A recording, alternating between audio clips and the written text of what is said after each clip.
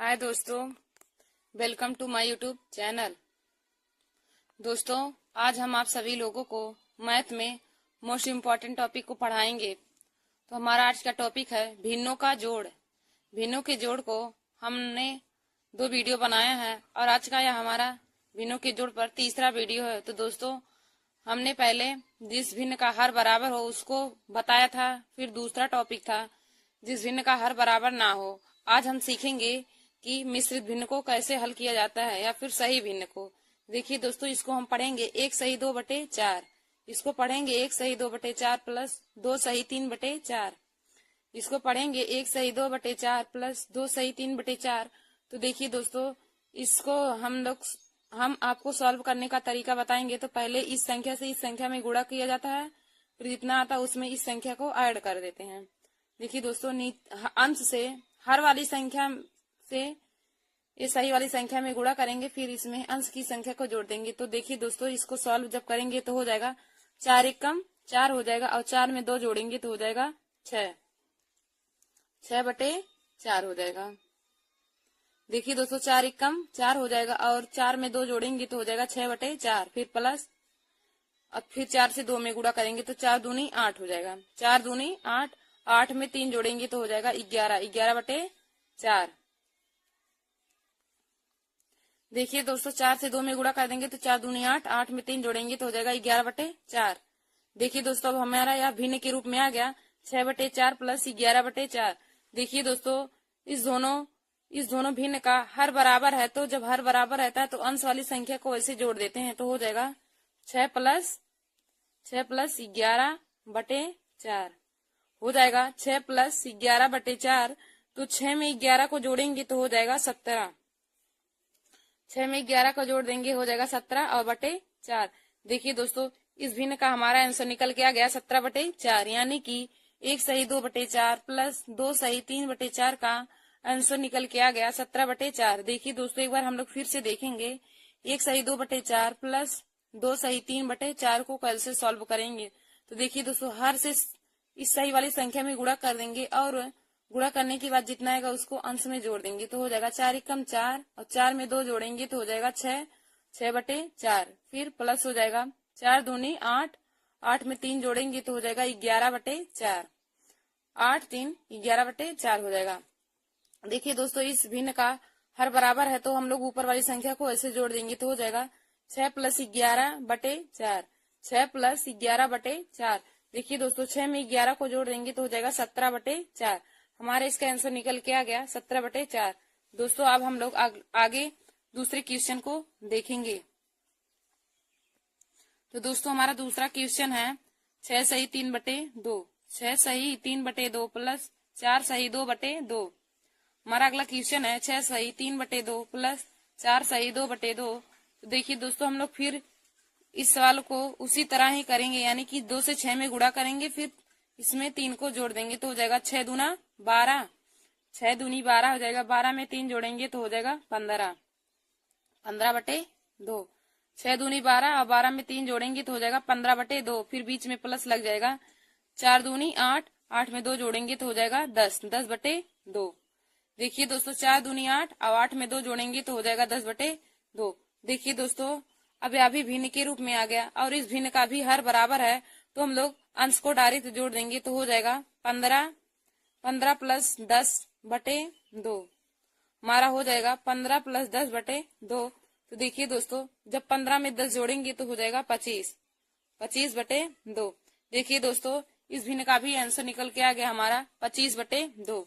देखिए दोस्तों, हमारा दूसरा क्वेश्चन था 6 सही 3/2 प्लस 4 सही 2/2। 6 सही 3/2 प्लस 4 सही 2/2।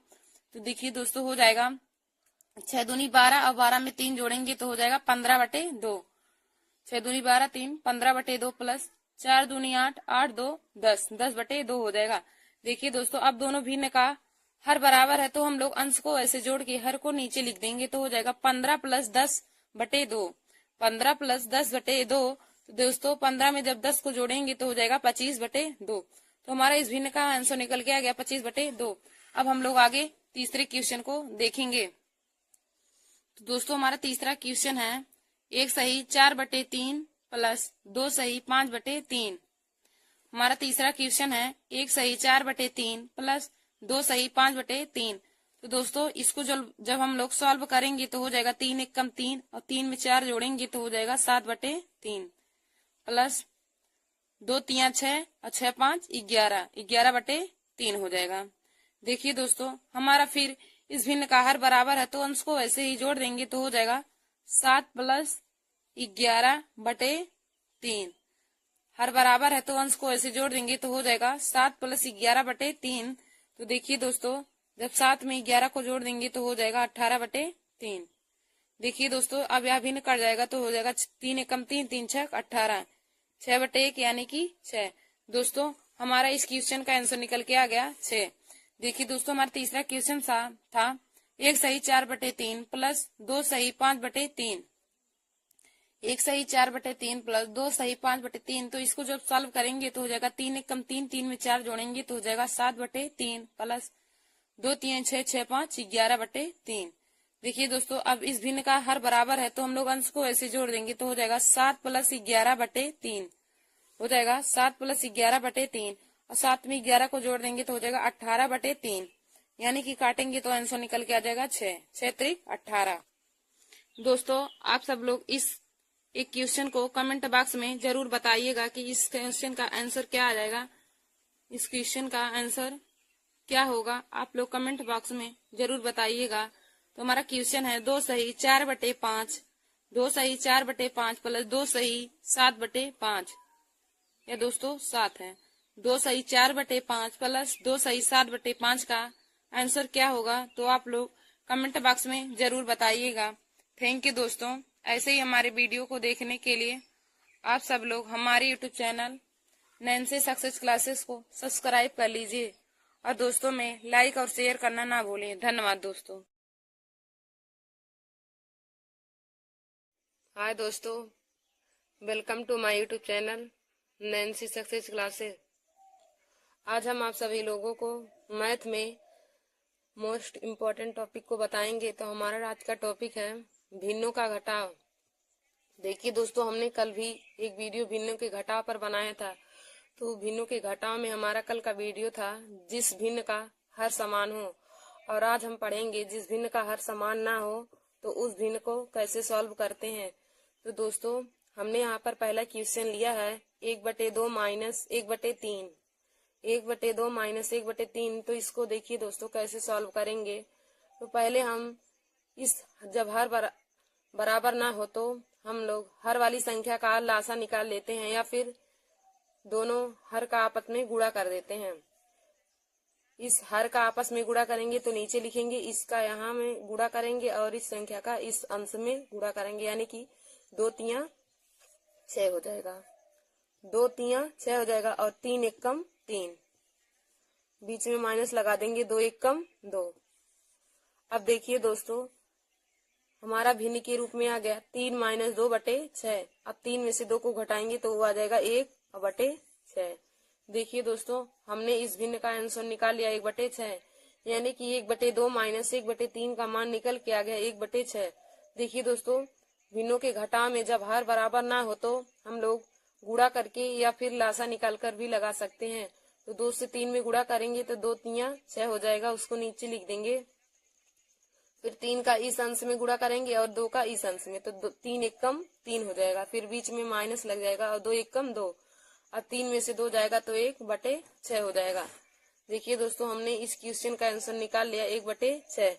हमारा दूसरा क्वेश्चन है 1/4 माइनस 2/3। 1/4 माइनस 2/3। इस भिन्न को जब सॉल्व करेंगे तो देखिए दोस्तों इसमें भी हमारा भिन्न का हर समान नहीं है। तो दोस्तों हम लोग इस दोनों भिन्न का आपस में हर का आपस में गुणा करेंगे तो 4 3 12 हो जाएगा। 4 3 12 हो जाएगा और 3 का जब 1 में गुणा करेंगे तो 3 एकम 3 हो जाएगा। 3 एकम 3, बीच में माइनस, और 4 दूनी 8।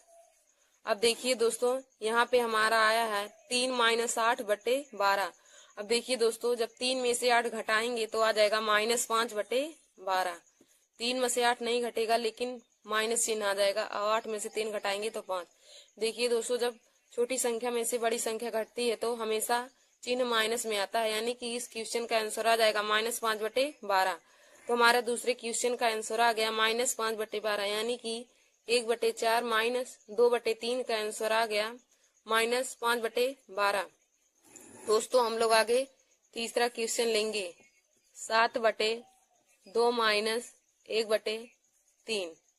7/2 -1/3, तो इसको जब हम लोग सॉल्व करेंगे तो हो जाएगा 2 तिया 6, 2 तिया 6 हो जाएगा और 3 सत्ते 21, 3 सत्ते 21, बीच में माइनस का चिन्ह लगा लेंगे और 2 एकम 2, यानी कि 21 में से जब 2 घटाएंगे तो आ जाएगा 19/6। 21 में से 2 घटाएंगे तो आ जाएगा 19/6। देखिए दोस्तों हमने इस क्वेश्चन को सॉल्व किया 7/2 -1/3 को, तो 2 तिया 6 हो जाएगा और फिर 3 सत्ते 21 -2 एकम 2, यानी कि 21 में से जब 2 घटाएंगे तो आ जाएगा 19 और बटे में हमारा हो जाएगा 6। दोस्तों हमने तीसरे क्वेश्चन का आंसर निकाल लिया है 19/6। 7/2 -1/3 का आंसर निकल के आ गया 19/6। दोस्तों अब हम लोग आगे चौथा क्वेश्चन को लेंगे। तो हमारा चौथा क्वेश्चन है 5/4 -2/3। तो दोस्तों जब इस क्वेश्चन को सॉल्व करेंगे तो दोस्तों हमारा चौथा क्वेश्चन है 5/4 -2/3। तो देखिए दोस्तों इस भिन्न में भी हमारा हर बराबर नहीं है, तो इसको जब सॉल्व करेंगे तो हो जाएगा 4 तिया 12, 4 तिया 12 हो जाएगा और 3 का 5 में गुणा करेंगे तो 3 पचे 15, बीच में माइनस हो जाएगा और 4 दूनी 8, 4 दूनी 8। तो दोस्तों जब 15 में से 8 को घटाएंगे तो हो जाएगा 7, 7/12। 15 में से 8 घटाएंगे तो आ जाएगा 7 और बटे में 12।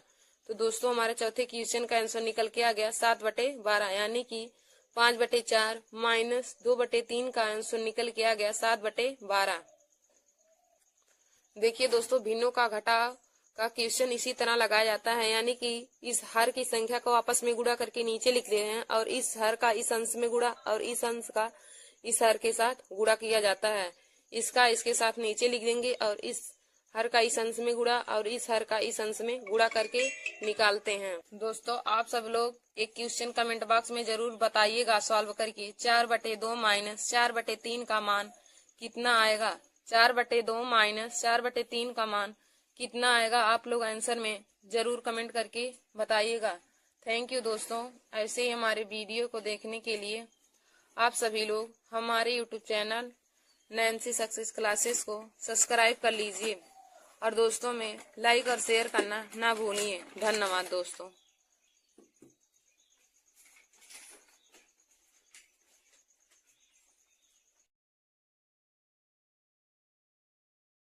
Welcome to my YouTube channel Nancy Success Classes. दोस्तों आज हम आप सभी लोगों का भिन्नों का गुणा बताएंगे। दोस्तों हमने आप सभी लोगों को भिन्नों का जोड़ तथा भिन्नों का घटा बता दिया है। तो आज का हमारा नेक्स्ट टॉपिक है भिन्नों का गुणा। तो आज हम आप लोगों को बताएंगे कि भिन्नों का गुणा कैसे किया जाता है। तो देखिए दोस्तों हमने यहाँ पे पहला क्वेश्चन लिया है 2/3 गुणे 4/5, 2/3 गुणे 4/5। तो देखिए दोस्तों भिन्नों का गुणा करते समय हम अंश और अंश का एक साथ गुणा करते हैं और हर का एक साथ गुणा करते हैं, यानी कि 2 का 4 में गुणा करेंगे और 3 का 5 में। तो देखिए दोस्तों यहाँ पे हो जाएगा 2 चौक 8 और बटे 3 पचे 15। तो देखिए दोस्तों इस क्वेश्चन का आंसर आ गया 8/15, यानी कि 2/3 गुणे 4/5 का मान आ गया 8/15। तो दोस्तों हमने कितनी आसानी तरीके से भिन्नों का गुणा का मान निकाल लिया। तो हम यहाँ पे दूसरा क्वेश्चन लेंगे 2/4 गुणे 7/3, 2/4 गुणे 7/3। तो देखिए दोस्तों इसमें भी अंश का एक साथ गुणा करेंगे और हर का एक साथ, यानी कि 2 सत्ते 14 हो जाएगा। 2 का 7 में जब गुणा करेंगे तो 2 सत्ते 14 बटे 4 तिया 12। देखिए दोस्तों यहाँ पे 14/12 आया। अब हम इसको काट भी सकते हैं तो 2 सत्ते 14 हो जाएगा और 2 छक 12, यानी कि हमारा इस क्वेश्चन का आंसर आ गया 7/6। देखिए दोस्तों हमारा दूसरा क्वेश्चन है 2/4 गुणे 7/3, तो देखिए दोस्तों, हमने आपको बताया कि अंश अंश का एक साथ गुणा किया जाता है और हर हर का एक साथ, यानी कि 2 सत्ते 14 हो जाएगा और बटे में 4 तियां 12, यानी हमारा जब हम 14 और 12 को काट सकते हैं 2 से, तो 2 सत्ते 14 हो जाएगा और 2 छक 12, यानी हमारा इस क्वेश्चन का आंसर आ गया 7/6। देखिए दोस्तों, हमने दूसरे क्वेश्चन का भी आंसर निकाल लिया आसानी से। तो हम अब आगे की क्वेश्चन को देखेंगे। तो हमारा तीसरा क्वेश्चन है 4/8 गुणे 2/5। हमारा तीसरा क्वेश्चन है 4/8 गुणे 2/5। देखिए दोस्तों, जब हम इसको सॉल्व करेंगे तो 4 का 2 में गुणा करेंगे तो 4 दूनी 8 हो जाएगा। 4 दूनी 8 और 8 का 5 में गुणा करेंगे तो 8 पंचे 40 हो जाएगा। देखिए दोस्तों, 4 का 2 में गुणा करने के बाद 8 आ जाएगा और 8 का 5 में गुणा करेंगे तो 40 आ जाएगा। देखिए दोस्तों, अब हम 8 और 40 को काट सकते हैं, तो 8 एकम 8 हो जाएगा और 8 पंचे 40, यानी कि इस क्वेश्चन का आंसर आ गया 1/5। देखिए दोस्तों, हमारा तीसरा क्वेश्चन है 4/8 गुणे 2/5। तब 4 दूनी 8 हो जाएगा और बटे में 8 पंचे 40, यानी कि इस क्वेश्चन का आंसर आ जाएगा 8 और 40 को जब हम काटेंगे तो 8 एकम 8 हो जाएगा और 8 पंचे 40। तो हमारा इस क्वेश्चन का आंसर निकल के आ गया 1/5। दोस्तों, हमारा अगला क्वेश्चन है 8/3 गुणे 7/4। देखिए दोस्तों, हमारा अगला क्वेश्चन है 8/3 गुणे 7/4। तो देखिए दोस्तों, इसमें भी हम 8 का 7 में गुणा करेंगे तो 8 सत्ते 56 हो जाएगा। 8 सत्ते 56 और बटे में 4 तियां 12। अब देखिए दोस्तों, यह संख्या हमारा 2 से कट जाएगा, क्योंकि यहाँ पे आखिरी अंतिम में 6 है और यहाँ पे अंतिम में 2 है। तो देखिए दोस्तों, जब 2 से काटेंगे तो 2 दूनी 4 और 2 अट्ठे 16, और जब 12 को काटेंगे तो 2 छक 12 हो जाएगा। देखिए दोस्तों, यह संख्या अभी भी कट जाएगी 2 से। तो 2 से जब काटेंगे तो 2 एकम 2, 2 चौ 8, और 6 को काटेंगे तो 2 तियां 6 हो जाएगा। तो हमारा इस क्वेश्चन का आंसर निकल के आ गया 14/3, यानी कि हमारा चौथे क्वेश्चन का आंसर आ गया 14/3। हमारा चौथा क्वेश्चन है 8/3 गुणे 7/4। तो देखिए दोस्तों, जब 8 का 7 में गुणा करेंगे तो 8 सत्ते 56 हो जाएगा और बटे में 3 चौ 12, यानी कि 56/12 को जब हम काटेंगे तो हमारा आंसर निकल के आ जाएगा 14/3। दोस्तों, अब हम लोग आगे की क्वेश्चन को देखेंगे। तो हमारा पांचवा क्वेश्चन है 10/4 गुणे 20/5। हमारा अगला क्वेश्चन है 10/4 गुणे 20/5। तो देखिए दोस्तों, जब 10 का 20 में गुणा करेंगे तो हो जाएगा 200। 10 विषय में 200, और जब 4 का 5 में गुणा करेंगे तो 4 पंचे 20 हो जाएगा। अब देखिए दोस्तों, एक जीरो से एक जीरो कट जाएगा, आ गया हमारा 20/2। 20/2 आ गया। तो इसको भी जब काटेंगे तो 2 एकम 2, 2 दहा में 20, यानी कि इस क्वेश्चन का आंसर निकल के आ गया 10। देखिए दोस्तों, हमारा पांचवें क्वेश्चन का आंसर निकल के आ गया 10। हमारा पांचवा क्वेश्चन है 10/4 गुणे 20/5। 10/4 गुणे 20/5। तो दोस्तों, जब 10 में 20 का गुणा करेंगे तो आ जाएगा 200 और बटे में 4 पंचे 20 हो जाएगा। एक जीरो से एक जीरो कट जाएगा। अब जब 2 से 20 में भाग देंगे तो आ जाएगा 10, यानी कि हमारा इस क्वेश्चन का आंसर निकल के आ गया 10। हम आगे क्वेश्चन लेंगे 7वां 7/3 गुणे 1/5। हमारा अगला क्वेश्चन 6वां है 7/3 गुणे 1/5। तो देखिए दोस्तों, जब 7 का 1 में गुणा करेंगे तो 7 एकम 7 हो जाएगा और बटे में 3 पचे 15। तो हमारा इस क्वेश्चन का आंसर निकल के आ गया 7/15।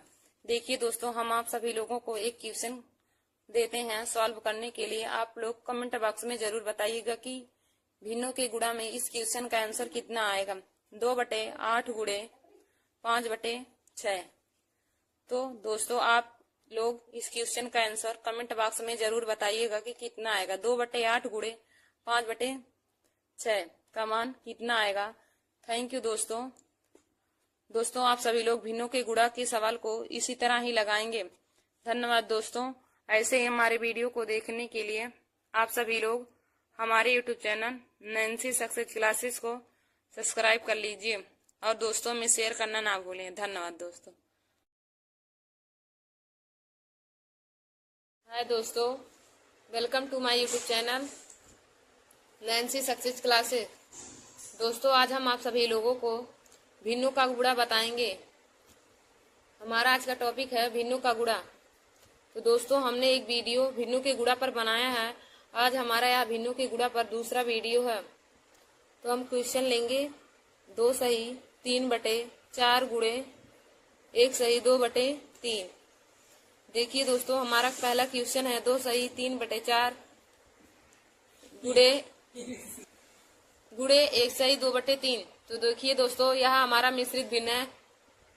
पहले हम इसको भिन्न के रूप में बनाएंगे, इसके बाद भिन्नों के गुणा के रूल लगा के सॉल्व करेंगे। तो देखिए दोस्तों यहाँ पे हो जाएगा 2 चौक 8 और 8 में 3 जोड़ेंगे तो हो जाएगा 11, 11/4 हो जाएगा। फिर गुणे 3 एकम 3 और 3 में 2 जोड़ेंगे तो हो जाएगा 5 और बटे में 3। देखिए दोस्तों अब हमारा यह क्वेश्चन भिन्न के गुणा के रूप में आ गया। तो हमने आपको बताया था कि भिन्नों के गुणा में अंश का अंश के साथ गुणा और हर का हर के साथ। तो दोस्तों हो जाएगा 11 5 55, 11 5 55 बटे 4 तिया 12 हो जाएगा।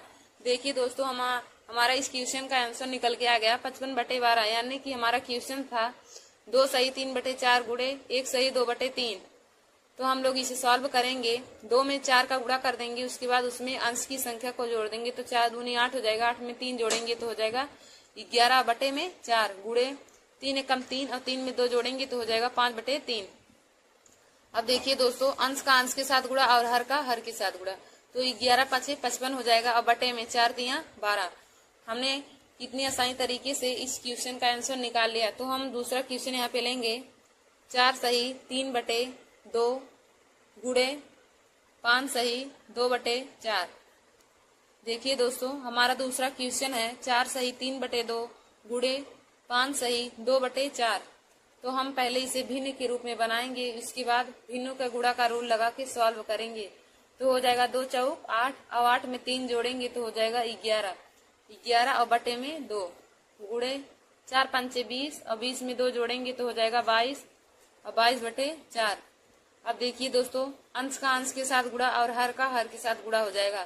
तो 11 से 22 में गुणा करेंगे तो हो जाएगा 11 दूनी 22, 22 के 2 हासिल 2, 11 दूनी 22, 22 2 24, यानी कि 242/4 दूनी 8। अब देखिए दोस्तों यह संख्या हमारी 2 से कट जाएगी, तो 2 से काटेंगे तो हो जाएगा 2 1 कम 2, 2 दूनी 4 और 2 1 कम 2, और 8 को काटेंगे तो 2 चौक 8 हो जाएगा। दोस्तों हमने तीसरे क्वेश्चन का आंसर निकाल लिया 121/4। हमारा दूसरा क्वेश्चन था 4 सही 3/2 गुणे 5 सही 2/4। तो जब हम इसको सॉल्व किए तो हो जाएगा 2 चौक 8 और 8 3 11/2 गुणे 5 चौक 20 और 20 में 2 जोड़ेंगे तो हो जाएगा 22/4। अब हम 11 का 22 में गुणा और 2 का 4 में गुणा कर देंगे, तो 11 का 22 में गुणा करने के बाद आ गया 242 और बटे में 2 चौक 8। तो जब हम इसको काटेंगे तो आ जाएगा आंसर हमारा 121/4। दोस्तों अब हम आगे तीसरा क्वेश्चन लेंगे 2 सही 1/3 गुणे 3 सही 2/4। तो दोस्तों हम इसे सॉल्व करेंगे तो हो जाएगा 3 दूनी 6 1 7/3 गुणे 3 चौक 12 और 12 में 2 जोड़ेंगे तो हो जाएगा 14 और 14/4। अब देखिए दोस्तों हम इसे सॉल्व करेंगे तो हो जाएगा 14 से 7 में गुणा करेंगे तो हो जाएगा 4 7 28, 4 एकम 4, 4 7 एकम 7 और 7 2 9 हो जाएगा, यानी कि 14 7 98/3 चौक 12। दोस्तों अब 98/12 भी हमारा 2 से कट जाएगा तो हो जाएगा 2 चौक 8 और 2 9 18 बटे 2 छक 12। देखिए दोस्तों हमारा तीसरे क्वेश्चन का आंसर निकल के आ गया 49/6। हमारा तीसरा क्वेश्चन था 2 सही 1/3 गुणे 3 सही 2/4। दोस्तों आप लोग एक क्वेश्चन कमेंट बॉक्स में जरूर बताइएगा कि आंसर कितना आएगा। तो हमारा क्वेश्चन है 1 सही 2/3 गुणे 3 सही 2/4। इस क्वेश्चन का आंसर आप लोग कमेंट बॉक्स में जरूर बताइएगा। थैंक यू दोस्तों। हाय दोस्तों, welcome to my YouTube channel. दोस्तों आज हम आप सभी लोगों को मैथ में मोस्ट इम्पोर्टेंट टॉपिक को पढ़ाएंगे। तो हमारा आज का टॉपिक है भिन्नों का जोड़। भिन्नों के जोड़ को हमने 2 वीडियो बनाया है और आज का यह हमारा भिन्नों के जोड़ पर तीसरा वीडियो है। तो दोस्तों हमने पहले जिस भिन्न का हर बराबर हो उसको बताया था, फिर दूसरा टॉपिक था जिस भिन्न का हर बराबर ना हो। आज हम सीखेंगे कि मिश्रित भिन्न को कैसे हल किया जाता है या फिर सही भिन्न को। देखिए दोस्तों इसको हम पढ़ेंगे 1 सही 2/4, इसको पढ़ेंगे 1 सही 2/4 प्लस 2 सही 3/4, इसको पढ़ेंगे 1 सही 2/4 प्लस 2 सही 3/4 तो देखिए दोस्तों, इसको हम आपको सॉल्व करने का तरीका बताएंगे। तो पहले इस संख्या से इस संख्या में गुणा किया जाता है, फिर जितना आता है उसमें इस संख्या को ऐड कर देते हैं। देखिए दोस्तों, अंश से हर वाली संख्या से ये सही वाली संख्या में गुणा करेंगे, फिर इसमें अंश की संख्या को जोड़ देंगे। तो देखिए दोस्तों, इसको सॉल्व जब करेंगे तो हो जाएगा 4 एकम 4 हो जाएगा, और 4 में 2 जोड़ेंगे तो हो जाएगा 6, 6/4 हो जाएगा। देखिए दोस्तों, 4 एकम 4 हो जाएगा, और 4 में 2 जोड़ेंगे तो हो जाएगा 6/4, फिर प्लस, और फिर 4 से 2 में गुणा करेंगे तो 4 दूनी 8 हो जाएगा, 4 दूनी 8, 8 में 3 जोड़ेंगे तो हो जाएगा 11, 11/4। देखिए दोस्तों, 4 से 2 में गुणा कर देंगे तो 4 दूनी 8, 8 में 3 जोड़ेंगे तो हो जाएगा 11/4। देखिए दोस्तों, अब हमारा यह भिन्न के रूप में आ गया 6/4 प्लस 11/4। देखिए दोस्तों, इस दोनों भिन्न का हर बराबर है, तो जब हर बराबर रहता है तो अंश वाली संख्या को ऐसे जोड़ देते हैं, तो हो जाएगा 6 प्लस 11/4 हो जाएगा 6 प्लस 11/4। तो 6 में 11 को जोड़ेंगे तो हो जाएगा 17, 6 में 11 को जोड़ देंगे हो जाएगा 17 और बटे 4। देखिए दोस्तों, इस भिन्न का हमारा आंसर निकल के आ गया 17/4, यानी कि 1 सही 2/4 प्लस 2 सही 3/4 का आंसर निकल के आ गया 17/4। देखिए दोस्तों, एक बार हम लोग फिर से देखेंगे, 1 सही 2/4 प्लस 2 सही 3/4 को कैसे सॉल्व करेंगे। तो देखिए दोस्तों, हर से इस सही वाली संख्या में गुणा कर देंगे, और गुणा करने के बाद जितना आएगा उसको अंश में जोड़ देंगे तो हो जाएगा 4 एकम 4, और 4 में 2 जोड़ेंगे तो हो जाएगा 6, 6/4, फिर प्लस हो जाएगा 4 दूनी 8, 8 में 3 जोड़ेंगे तो हो जाएगा 11/4, 8 3 11/4 हो जाएगा। देखिए दोस्तों, इस भिन्न का हर बराबर है, तो हम लोग ऊपर वाली संख्या को ऐसे जोड़ देंगे तो हो जाएगा 6 प्लस 11/4, 6 प्लस 11/4। देखिए दोस्तों, 6 में 11 को जोड़ देंगे तो हो जाएगा 17/4। हमारे इसका आंसर निकल के आ गया 17/4। दोस्तों, अब हम लोग आगे दूसरे क्वेश्चन को देखेंगे। तो दोस्तों, हमारा दूसरा क्वेश्चन है 6 सही 3/2, 6 सही 3/2 प्लस 4 सही 2/2। हमारा अगला क्वेश्चन है 6 सही 3/2 प्लस 4 सही 2/2। तो देखिए दोस्तों, हम लोग फिर इस सवाल को उसी तरह ही करेंगे, यानी कि 2 से 6 में गुणा करेंगे, फिर इसमें 3 को जोड़ देंगे तो हो जाएगा 6 दूना 12, 6 दूनी 12 हो जाएगा, 12 में 3 जोड़ेंगे तो हो जाएगा 15, 15/2, 6 दूनी 12 और 12 में 3 जोड़ेंगे तो हो जाएगा 15/2, फिर बीच में प्लस लग जाएगा, 4 दूनी 8, 8 में 2 जोड़ेंगे तो हो जाएगा 10, 10/2। देखिए दोस्तों, 4 दूनी 8 और 8 में 2 जोड़ेंगे तो हो जाएगा 10/2। देखिए दोस्तों, अब यह भी भिन्न के रूप में आ गया, और इस भिन्न का भी हर बराबर है, तो हम लोग अंश को डायरेक्ट जोड़ देंगे तो हो जाएगा 15, 15 प्लस 10/2। हमारा हो जाएगा 15 प्लस 10/2। तो देखिए दोस्तों, जब 15 में 10 जोड़ेंगे तो हो जाएगा 25, 25/2। देखिए दोस्तों, इस भिन्न का भी आंसर निकल के आ गया हमारा 25/2। देखिए दोस्तों, हमारा दूसरा क्वेश्चन था 6 सही 3/2 प्लस 4 सही 2/2, 6 सही 3/2 प्लस 4 सही 2/2। तो देखिए दोस्तों, हो जाएगा 6 दूनी 12 और 12 में 3 जोड़ेंगे तो हो जाएगा 15/2, 6 दूनी 12 3 15/2 प्लस 4 दूनी 8, 8 2 10, 10/2 हो जाएगा।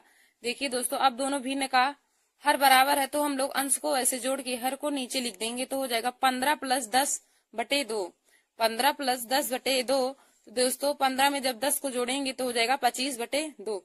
तो हमारा इस भिन्न का आंसर निकल के आ गया 25/2। अब हम लोग आगे तीसरे क्वेश्चन को देखेंगे। तो दोस्तों, हमारा तीसरा क्वेश्चन है 1 सही 4/3 प्लस 2 सही 5/3। हमारा तीसरा क्वेश्चन है 1 सही 4/3 प्लस 2 सही 5/3।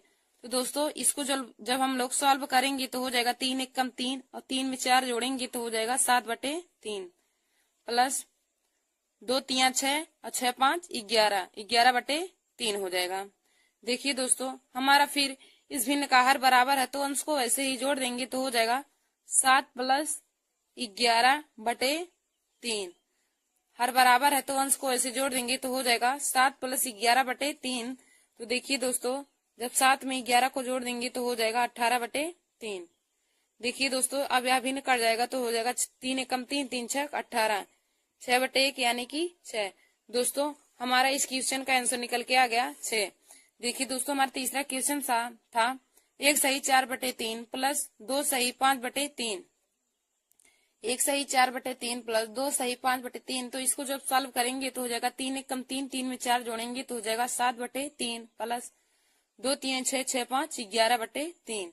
देखिए दोस्तों अब इस भिन्न का हर बराबर है तो हम लोग अंश को ऐसे जोड़ देंगे तो हो जाएगा 7 प्लस 11/3 हो जाएगा 7 प्लस 11/3 और 7 में 11 को जोड़ देंगे तो हो जाएगा 18/3 यानी कि काटेंगे तो आंसर निकल के आ जाएगा 6। 6 त्रिक 18। दोस्तों आप सब लोग इस एक क्वेश्चन को कमेंट बॉक्स में जरूर बताइएगा कि इस क्वेश्चन का आंसर क्या आ जाएगा। इस क्वेश्चन का आंसर क्या होगा आप लोग कमेंट बॉक्स में जरूर बताइएगा। तो हमारा क्वेश्चन है 2 सही 4/5, 2 सही 4/5 प्लस 2 सही 7/5। या दोस्तों 7 है। 2 सही 4/5 प्लस 2 सही 7/5 का आंसर क्या होगा तो आप लोग कमेंट बॉक्स में जरूर बताइएगा। थैंक यू दोस्तों। ऐसे ही हमारे वीडियो को देखने के लिए आप सब लोग हमारे YouTube channel Nancy Success classes को सब्सक्राइब कर लीजिए और दोस्तों में लाइक और शेयर करना ना भूलें। धन्यवाद दोस्तों।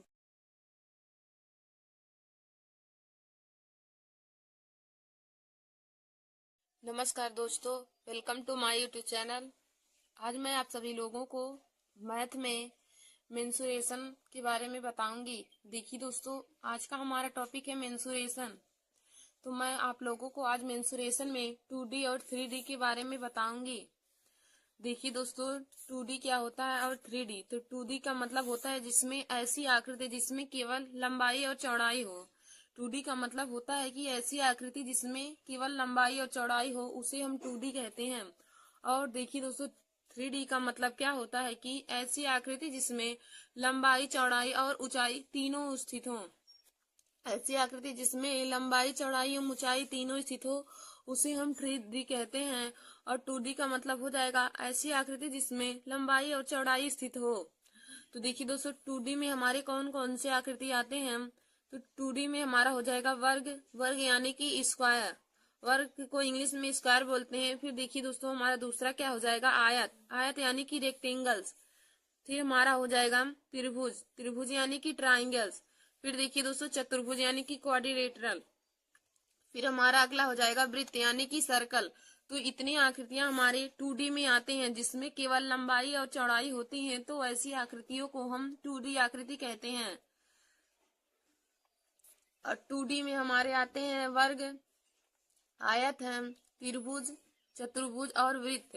वर्ग का मतलब वर्ग को इंग्लिश में स्क्वायर बोलते हैं, आयत को रेक्टेंगल्स बोलते हैं, त्रिभुज को ट्राइंगल्स, चतुर्भुज को क्वाड्रिलेटरल और वृत्त को सर्कल बोलते हैं। तो इतनी आकृतियां हमारे 2D में आती हैं। अब फिर दोस्तों अब हम देखेंगे 3D। तो 3D का मतलब होता है ऐसी आकृति जिसमें लंबाई चौड़ाई और ऊंचाई तीनों स्थित हों। ऐसी आकृति जिसमें लंबाई चौड़ाई और ऊंचाई तीनों स्थित हों उन्हें हम 3D कहते हैं। तो देखिए दोस्तों 3D में कौन कौन सी आकृति आएंगी। तो 3D में हमारा नंबर 1 है घन। घन यानी कि क्यूब। फिर दूसरा है घनाभ यानी कि क्यूबिड। फिर हमारा तीसरा है बेलन यानी कि सिलेंडर। फिर हमारा अगला है गोला यानी कि स्फीयर्स। फिर हमारा अगला है शंकु यानी कि कोन। और दोस्तों छिन्नक भी इसी में आता है। छिन्नक भी हमारा 3D आकृति में आता है क्योंकि छिन्नक में भी लंबाई चौड़ाई और ऊंचाई होती है। तो देखिए दोस्तों जिन आकृतियों में लंबाई चौड़ाई और ऊंचाई स्थित रहेगा वह हमारा 3D में आएगा। और जिन आकृतियों में केवल लंबाई और चौड़ाई होगा वह हमारा 2D आकृति में आएगा। तो हमने आप लोगों को 2D और 3D के बारे में अंतर बता दिया कि 2D आकृति किसे कहेंगे और 3D आकृति। देखिए दोस्तों जिस आकृतियों में लंबाई और चौड़ाई केवल दिया रहेगा, जिन आकृतियों में केवल लंबाई और चौड़ाई होता है वह 2D की श्रेणी में आएगा। और जिन आकृतियों में लंबाई चौड़ाई और ऊंचाई तीनों स्थित रहेगा वह 3D आकृति के अंतर्गत आएगा। तो 2D में देखिए दोस्तों कौन कौन से हमारे आकृति आते हैं। नंबर 1 वर्ग है, नंबर 2 आयत, नंबर 3 त्रिभुज, नंबर 4 चतुर्भुज और नंबर 5 हमारा सर्कल होता है। और 3D में देखिए दोस्तों तो 3D में हमारा आता है घन है, घनाभ है, बेलन है, गोला है और शंकु। घन, घनाभ, बेलन, गोला, शंकु और गोला और अर्धगोला भी होता है, हेमी स्फीयर। गोला का मतलब स्फीयर हो जाएगा और अर्धगोला का मतलब हेमी स्फीयर। तो गोला अर्धगोला सभी 3D के अंतर्गत आते हैं। तो आइए दोस्तों इन सभी के बारे में हम आप लोगों को डिटेल में जानकारी देते हैं। तो देखिए दोस्तों हमारा पहला, हम आप लोग को पहले बताएंगे वृत्त के बारे में। वृत्त यानी कि सर्कल। तो देखिए दोस्तों सर्कल में हमारी त्रिज्या होती है, तो हम त्रिज्या के बारे में आप लोग को बताएंगे। त्रिज्या का डिफिनीशन क्या हो जाएगा कि वृत्त की केंद्र से परिधि तक की दूरी को, वृत्त की केंद्र से परिधि तक की दूरी को वृत्त की त्रिज्या यानी कि रेडियस कहते हैं। देखिए दोस्तों जैसे यही हमारा एक वृत्त बना हुआ है, यही वृत्त बना है, यही वृत्त का केंद्र है। तो वृत्त की केंद्र से, यह वृत्त का केंद्र है और यह चारों तरफ जो है यह वृत्त की परिधि है। तो वृत्त की केंद्र से परिधि तक की दूरी को हम वृत्त की त्रिज्या कहते हैं। तो यहाँ केंद्र है और यह वृत्त की परिधि है, तो यहाँ वृत्त की केंद्र से परिधि तक की दूरी को हम वृत्त की त्रिज्या कहते हैं। और दोस्तों वृत्त की त्रिज्या को कैपिटल आर या स्मॉल आर से प्रदर्शित करते हैं। तो वृत्त की त्रिज्या की परिभाषा क्या हो जाएगा कि वृत्त की केंद्र से परिधि तक की दूरी को वृत्त की त्रिज्या यानी कि रेडियस कहते हैं। फिर हम दूसरा देखेंगे दोस्तों, वृत्त में व्यास होता है। तो व्यास क्या होता है, व्यास यहाँ से लेके यहाँ तक यानी कि त्रिज्या की दोगुनी दूरी को वृत्त का व्यास यानी कि डायमीटर कहते हैं। देखिए दोस्तों व्यास का परिभाषा क्या हो जाएगा कि त्रिज्या की दोगुनी दूरी को व्यास यानी कि डायमीटर कहते हैं और व्यास को हम कैपिटल डी से प्रदर्शित करते हैं। और देखिए दोस्तों वृत्त की त्रिज्या और व्यास में संबंध क्या होता है कि 2r इक्वल टू डी होता है, यानी कि त्रिज्या की दोगुनी दूरी व्यास के बराबर होता है। यदि किसी वृत्त की त्रिज्या 5 सेंटीमीटर दिया है और उसका व्यास पूछे तो क्या हो जाएगा, तो दोस्तों d बराबर होता है 2r और r का मान हमें 5 दिया है, तो व्यास उसका 10 मीटर हो जाएगा। तो त्रिज्या की दोगुनी दूरी ही वृत्त का व्यास कहलाता है। तो देखिए दोस्तों वृत्त का क्षेत्रफल, वृत्त के क्षेत्रफल का फार्मूला होता है पाई आर स्क्वायर। वृत्त के क्षेत्रफल का फार्मूला हो जाएगा पाई आर स्क्वायर और वृत्त की परिधि बराबर होता है 2 पाई आर। वृत्त की परिधि होता है 2 पाई आर और वृत्त का क्षेत्रफल होता है पाई आर स्क्वायर। और दोस्तों यदि पाई का मान पूछे तो पाई का मान होता है 22/7 या 22/7 होता है, या फिर हम कह सकते हैं 3.14। यदि दशमलव में पूछे तो होता है 3.14 और पाई का मान 22/7 होता है। तो पाई का मान 2 होता है 22/7 या 3.14। यदि हम दशमलव में लेंगे तो यह हो जाएगा 3.114। फिर देखिए दोस्तों आगे हम देखेंगे त्रिभुज। त्रिभुज यानी कि ट्राइंगल, जिसको इंग्लिश में ट्राइंगल बोलते हैं। तो देखिए दोस्तों अगला हमारा टॉपिक है ट्राइंगल यानी कि त्रिभुज। तो हम पहले आप लोग को त्रिभुज का परिभाषा बताते हैं, त्रिभुज किसे कहते हैं। तो देखिए दोस्तों त्रिभुज का परिभाषा हो जाएगा कि 3 भुजाओं से घिरी हुई बंद आकृति को त्रिभुज कहते हैं। 3 भुजाओं से घिरी हुई बंद आकृति को त्रिभुज कहते हैं। और देखिए दोस्तों त्रिभुज का परिभाषा हो जाएगा कि 3 भुजाओं से घिरी हुई बंद आकृति को त्रिभुज कहते हैं। तो देखिए दोस्तों हमने यहाँ पे एक त्रिभुज बनाया है, त्रिभुज एबीसी। तो त्रिभुज एबीसी, और देखिए दोस्तों यहाँ पे त्रिभुज के तीनों अंतःकोणों का योग 180 अंश होता है। यह रूल होता है कि त्रिभुज के तीनों अंतःकोणों का योग 180 अंश हो जाएगा। तो हो जाएगा यहाँ पे कोण ए प्लस कोण बी प्लस कोण सी इक्वल टू 180 डिग्री। कोण ए प्लस कोण बी प्लस कोण सी इक्वल टू 180 डिग्री हो जाएगा। त्रिभुज की तीनों अंतःकोणों का योग 180 अंश होता है। तो त्रिभुज का परिभाषा क्या हो जाएगा कि 3 भुजाओं से घिरी हुई बंद आकृति को, 3 भुजाओं से घिरी हुई बंद आकृति को त्रिभुज कहते हैं। तो त्रिभुज का नियम होता है कि त्रिभुज की तीनों अंतःकोणों का योग 180 अंश होगा। त्रिभुज की तीनों अंतःकोणों का योग 180 अंश होगा। देखिए दोस्तों जैसे हमारा यहाँ पे एक त्रिभुज दिया है, देखिए दोस्तों जैसे हमारा यहाँ पे एक त्रिभुज दिया है, त्रिभुज एबीसी। त्रिभुज एबीसी दिया है, इसमें कोण ए बराबर हमारा 40 डिग्री दिया है, कोण बी बराबर 20 डिग्री दिया है और कोण सी का मान हमें पूछा गया है। ये त्रिभुज एबीसी है, इसी में हमें कोण सी का मान ज्ञात करना है। कोण ए बराबर हमारा 40 डिग्री है, कोण बी बराबर 20 डिग्री और कोण सी का मान हमें ज्ञात करना है। तो देखिए दोस्तों हम इसको कैसे ज्ञात करेंगे, तो हमने आप लोगों को अभी बताया कि त्रिभुज की तीनों अंतःकोणों का योग 180 डिग्री होता है। त्रिभुज की तीनों अंतःकोणों का योग 180 डिग्री होता है। तो यहाँ पे हो जाएगा कोण ए प्लस कोण बी प्लस कोण सी बराबर 180 डिग्री। कोण ए प्लस कोण बी प्लस कोण सी बराबर 180 डिग्री। कोण ए का मान हमारा 40 है, हो जाएगा 40 प्लस कोण बी का मान 20 प्लस कोण सी इक्वल टू हो जाएगा 180 डिग्री। देखिए दोस्तों, त्रिभुज की तीनों अंतःकोणों का योग 180 डिग्री होता है। कोण ए का मान हमें 40 है, कोण बी का मान 20 डिग्री, कोण सी का मान हमें ज्ञात करना है, तो यहाँ से हो जाएगा 40 20 हमारा 60 हो जाएगा, प्लस में कोण सी इक्वल टू 180 डिग्री हो जाएगा। अब हमें एक कोण सी का मान ज्ञात करना है, तो हम 60 को उधर पश्चांतर कर देंगे। देखिए दोस्तों, 60 इधर प्लस में है, उधर जाने के बाद माइनस हो जाएगा, तो हो जाएगा कोण सी बराबर 180 माइनस में 60 डिग्री। कोण सी बराबर हो जाएगा 180 माइनस 60 डिग्री, तो 180 में से 60 घटाएंगे तो हो जाएगा 120, यानी कि कोण सी का मान हो जाएगा 120 डिग्री। यही कोण सी का मान हमें पता चल गया। तो हमने आप लोग को हमें क्वेश्चन में देखिए दोस्तों क्या कहा था कि एक त्रिभुज एबीसी है जिसमें कोण ए का मान 40 डिग्री है, कोण बी का मान 20 डिग्री और कोण सी का मान हमें ज्ञात करना है, तो हम कौन से रूल का इसको कैसे निकालेंगे। तो देखिए दोस्तों, हमने आप लोगों को बताया है कि त्रिभुज की तीनों अंतःकोणों का योग 180 डिग्री होता है, तो हम लिखेंगे कोण ए प्लस कोण बी प्लस कोण सी बराबर 180 डिग्री। अब हमें कोण ए और कोण बी का मान दिया है और कोण सी का मान हमें ज्ञात करना है, तो हम कोण ए की जगह पे लिखेंगे 40 प्लस में 20 प्लस में कोण सी इक्वल टू 180 डिग्री। अब 40 में 20 जोड़ेंगे तो यहाँ पे हो जाएगा 60 प्लस कोण सी बराबर 180 डिग्री। 60 प्लस में कोण सी बराबर 180 डिग्री। अब कोण सी का मान ज्ञात करना है, तो कोण सी बराबर हो जाएगा 180 माइनस में 60। कोण सी बराबर हो जाएगा 180 माइनस में 60, तो 180 में से 60 घटाएंगे तो 120 डिग्री आ जाएगा, यानी कि कोण सी का मान हमें आ गया 120 डिग्री। यही हमारा इस क्वेश्चन का राइट आंसर हो जाएगा। फिर देखिए दोस्तों, जैसे हम यहाँ पे दूसरा क्वेश्चन लेते हैं, जैसे हमें दूसरा क्वेश्चन दिया है कि कोण ए बराबर त्रिभुज एबीसी हमें दिया है, त्रिभुज एबीसी हमें दिया है। जैसे कोण ए बराबर हमारा है x प्लस में 40 डिग्री, कोण बी बराबर हमें दिया है x माइनस में 20 डिग्री और कोण सी बराबर हमें दिया है 4x। तो हमें x का मान ज्ञात कीजिए, तो x का मान ज्ञात कीजिए।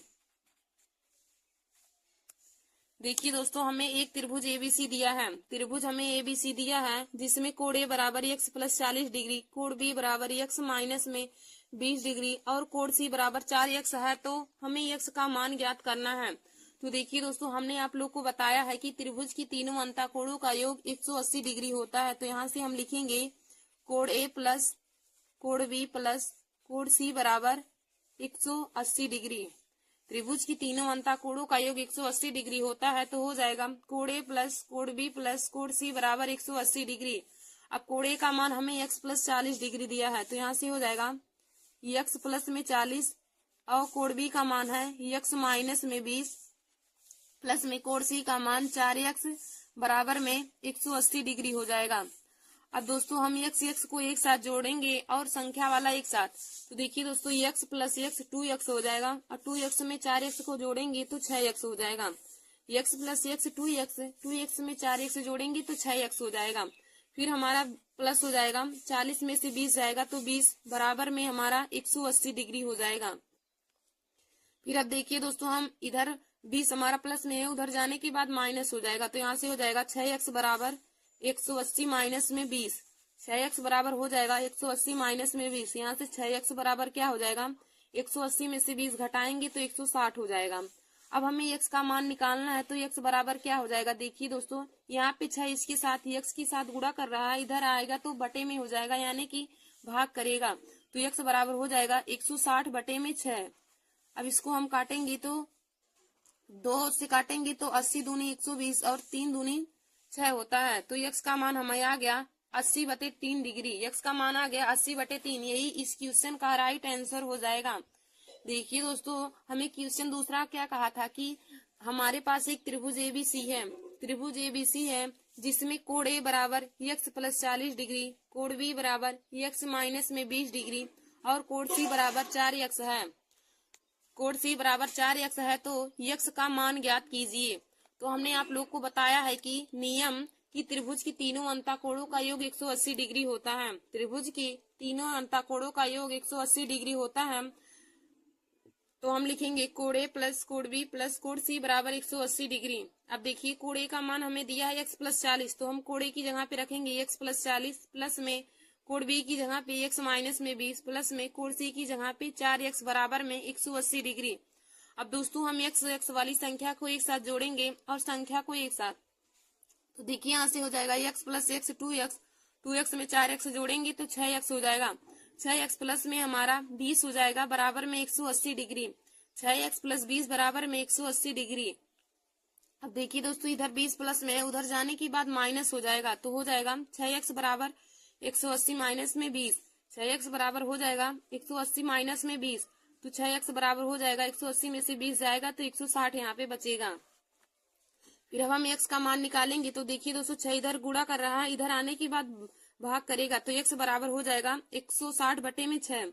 x बराबर हो जाएगा 160 बटे में 6, तो काटेंगे तो हो जाएगा 80 बटे में 3। तो x का मान हमारे निकल के आ गया 80 बटे 3। तो दोस्तों आशा करती हूँ कि आप लोगों को दूसरा क्वेश्चन भी समझ में आया होगा।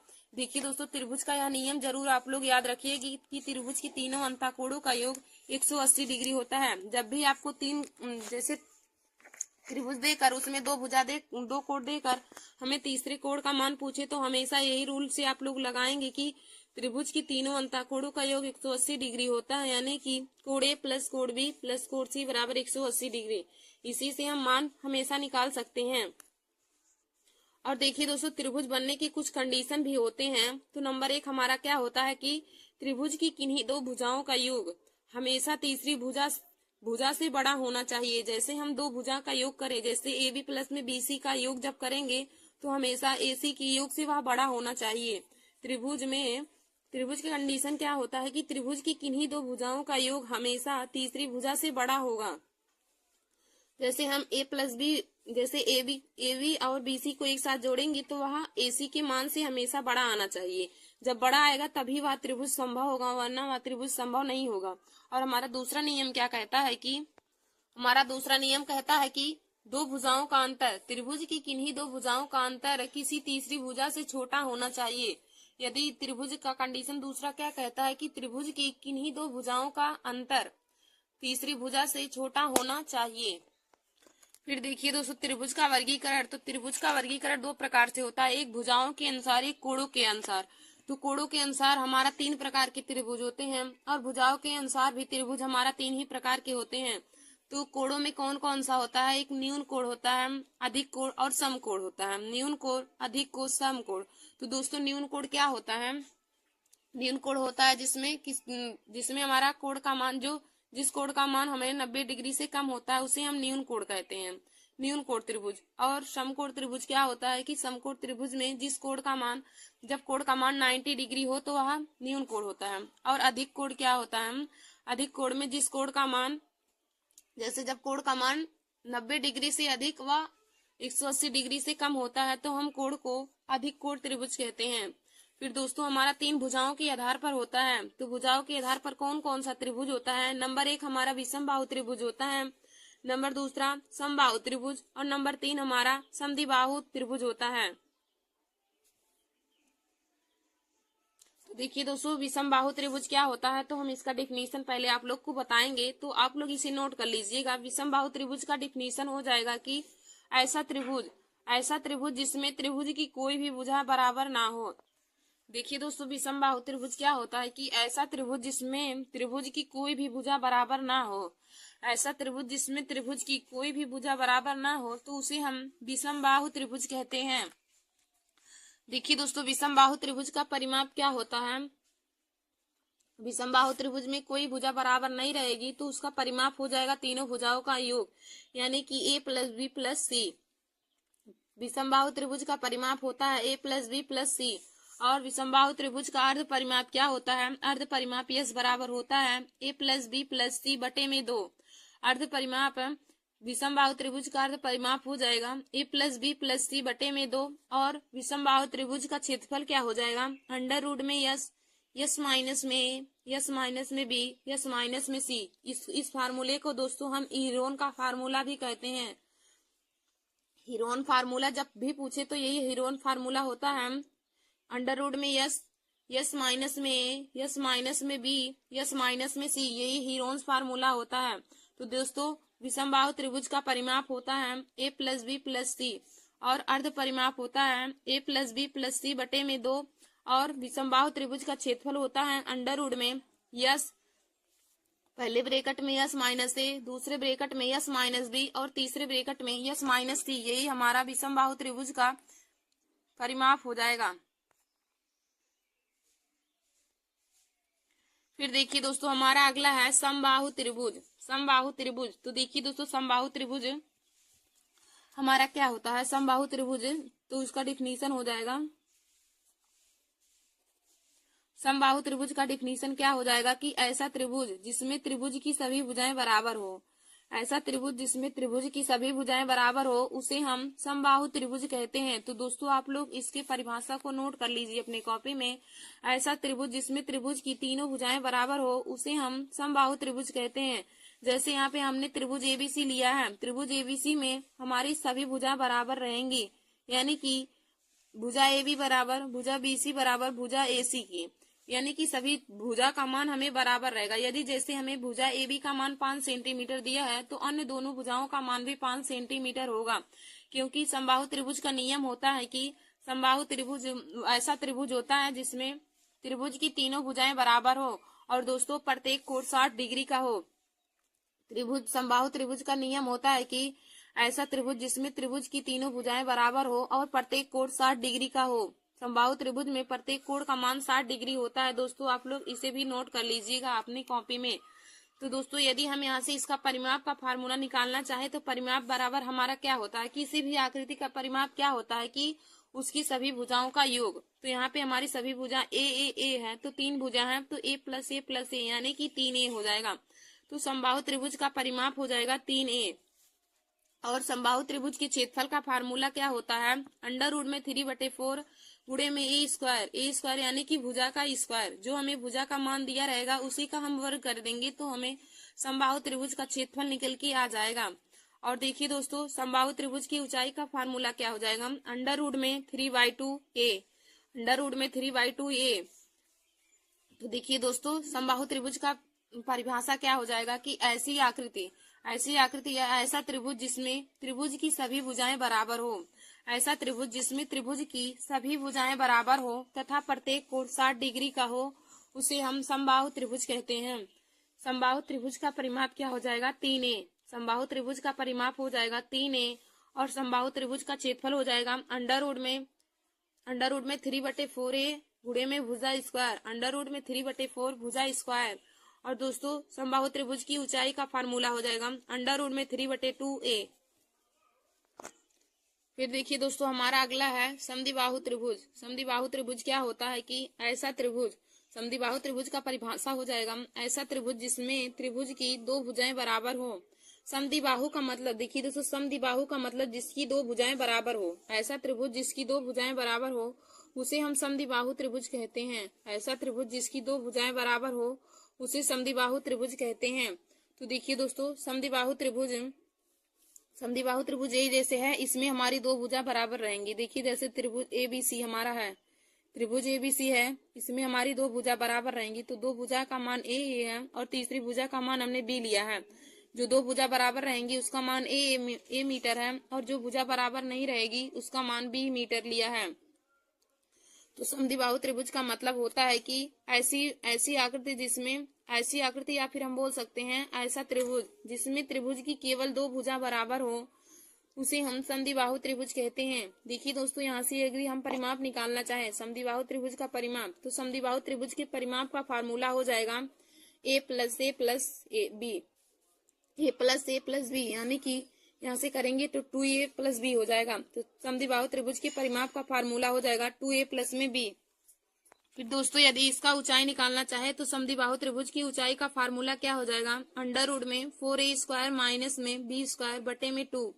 समद्विबाहु त्रिभुज की ऊंचाई का फार्मूला हो जाएगा अंडर रूट में 4a स्क्वायर माइनस में b स्क्वायर बटे में 2 हो जाएगा। यह समद्विबाहु त्रिभुज की ऊंचाई का फार्मूला हो जाएगा। फिर देखिए दोस्तों यदि हम समद्विबाहु त्रिभुज का क्षेत्रफल निकालें तो इसके क्षेत्रफल का फार्मूला क्या हो जाएगा, बी बटे में 4 अंडर रूट में 4a² माइनस में b² हो जाएगा। समद्विबाहु त्रिभुज के क्षेत्रफल का फार्मूला हो जाएगा बी बटे में 4 अंडर रूट में 4a² माइनस में b² हो जाएगा। तो समद्विबाहु त्रिभुज के परिमाप का फार्मूला हो जाएगा 2a प्लस में b। समद्विबाहु त्रिभुज की ऊंचाई का फार्मूला हो जाएगा अंडर रूट में 4a² माइनस में b² बटे में 2 हो जाएगा। और समद्विबाहु त्रिभुज के क्षेत्रफल का फार्मूला हो जाएगा b बटे में 4 अंडर रूट में 4a² माइनस में b²। देखिए दोस्तों, ए हमारा जो है वह समान भुजा का मान होगा और बी जो है वह असमान भुजा का मान होता है। तो समद्विबाहु त्रिभुज का परिभाषा होता है कि ऐसा त्रिभुज जिसमें त्रिभुज की केवल दो भुजा बराबर हों उसे हम समद्विबाहु त्रिभुज कहते हैं। समद्विबाहु त्रिभुज का परिमाप का फार्मूला हो जाएगा 2a प्लस में b। समद्विबाहु त्रिभुज की ऊंचाई का फार्मूला हो जाएगा अंडर रूट में 4a² माइनस में b² बटे में 2 हो जाएगा। और क्षेत्रफल का फार्मूला हो जाएगा b बटे में 4 अंडर रूट में 4a² माइनस में b² हो जाएगा। फिर देखिए दोस्तों, आगे हमारा टॉपिक है चतुर्भुज। तो चतुर्भुज हमारा 3 प्रकार का हो जाएगा, समचतुर्भुज, समलंब चतुर्भुज और समांतर चतुर्भुज। तो पहले हम आप लोगों को समचतुर्भुज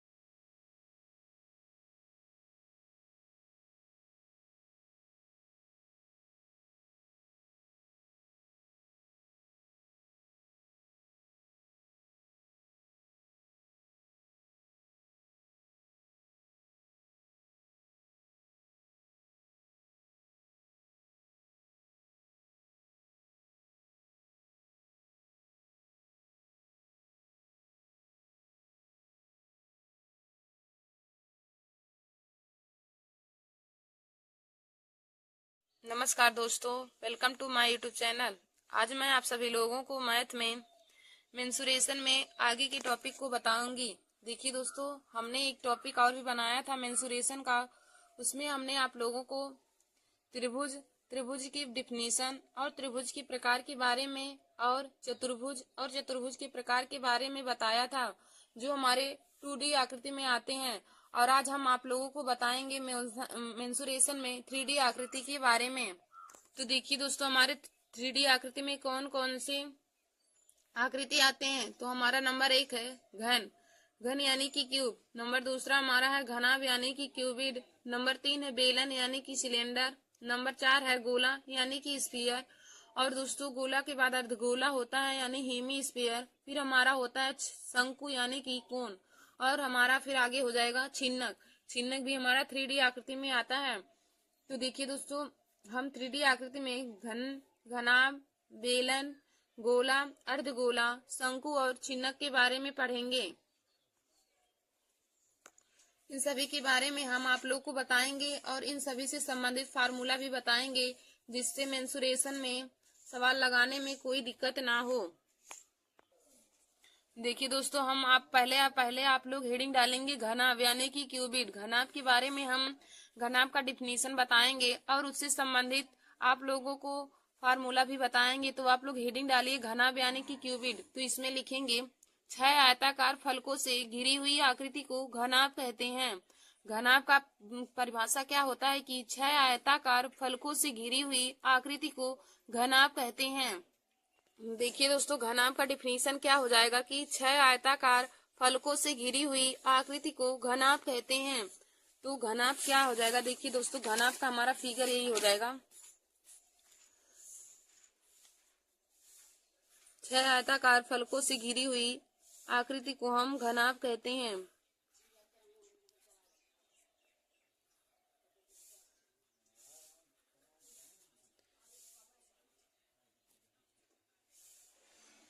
ये हमारा घनाभ है। तो घनाभ में यह हमारा लंबाई हो जाएगा, या चौड़ाई हो जाएगा, और यह हमारा ऊंचाई हो जाएगा। तो 6 आयताकार फलकों से घिरी हुई आकृति को घनाभ कहते हैं। अब दोस्तों, हम घनाभ से संबंधित फार्मूले आप लोग को बताएंगे। तो लिखिए पहला, घनाभ का आयतन। घनाभ का आयतन क्या होता है, घनाभ की आयतन का फार्मूला क्या होता है, देखिए दोस्तों। तो देखिए दोस्तों, घनाभ का आयतन का फार्मूला हो जाएगा लंबाई गुणे चौड़ाई गुणे ऊंचाई।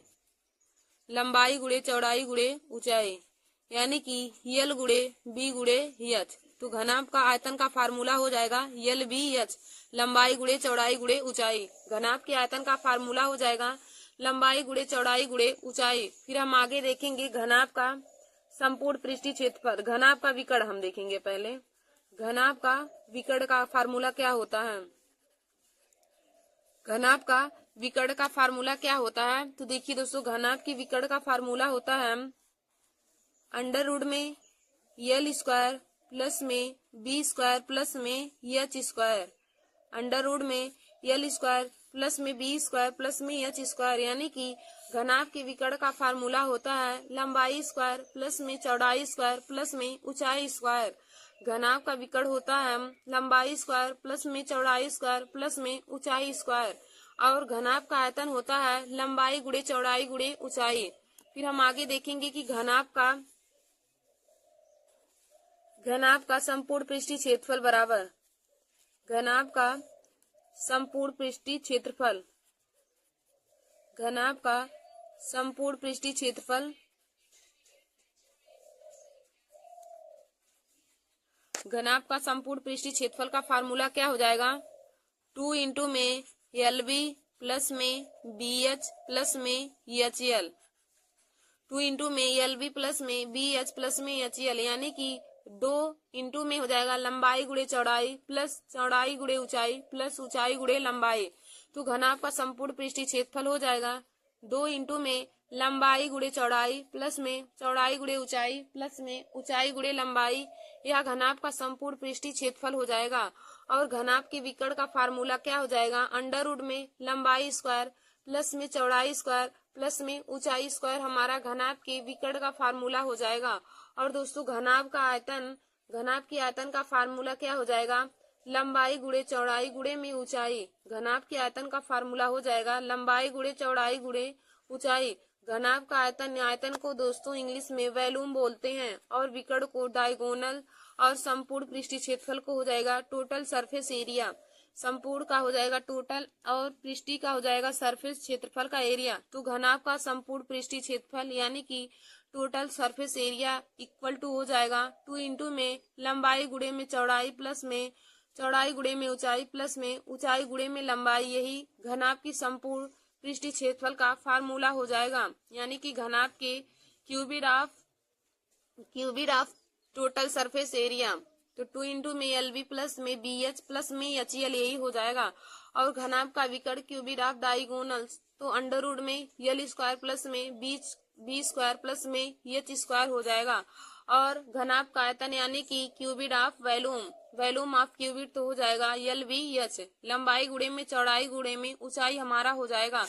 देखिए दोस्तों घनाभ का विकर्ण पूछे या फिर पूछे कि कमरे में रखी जाने वाली सबसे लंबी बड़ी छड़ की लंबाई क्या ज्ञात मतलब बताइए, तब भी हम घनाभ के विकर्ण से ही उस क्वेश्चन को सॉल्व करेंगे। जैसे हमने यहाँ पे एक पहला क्वेश्चन लिया है। देखिए दोस्तों एक कमरे की लंबाई चौड़ाई तथा ऊंचाई 16, 12 और 15 मीटर है।